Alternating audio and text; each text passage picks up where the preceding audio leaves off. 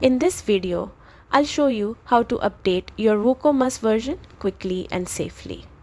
Keeping WooCommerce up to date is crucial for performance, security, and access to the latest features. Start by logging into your WordPress dashboard.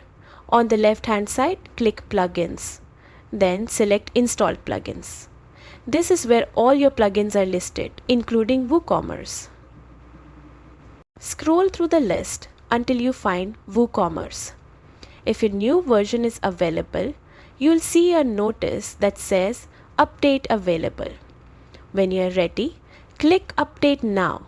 WordPress will automatically download and install the latest version for you. The process is quick, but depending on your site size, there may be a short downtime.